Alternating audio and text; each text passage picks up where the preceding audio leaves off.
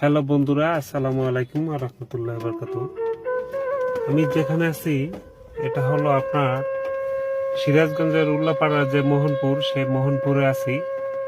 তো ডাক্তার নিয়ে আছি আমি, যেহেতু একজন গাড়ি চালক, ডাক্তারের গাড়ি চালাই। তো যার গাড়ি চালাই সে খুবই ভালো একজন লোক, মানুষের খেজমতে সবসময় ব্যস্ত থাকে। তো এরকম ডাক্তার আসলে শতকরা 100-র ভিতরে 2-1টা খুবই কম পাওয়া যায়। গানি একটা খুবই ভালো একজন মানুষ। তো আমি তার চাকরি করি এখন।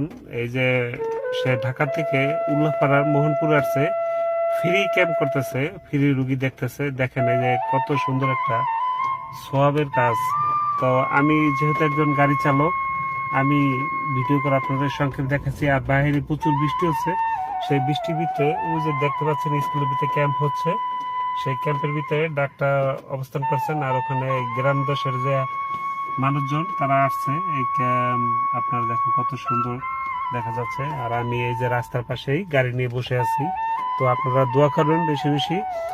আমি দোয়া করি যেন সারা বাংলাদেশে এরকম যেন ডাক্তাররা তৈরি হয়, যাতে গরিব মানুষকে এরকম খেজমত করতে পারে। আসসালামু আলাইকুম ওয়া রাহমাতুল্লাহি ওয়া বারাকাতুহু।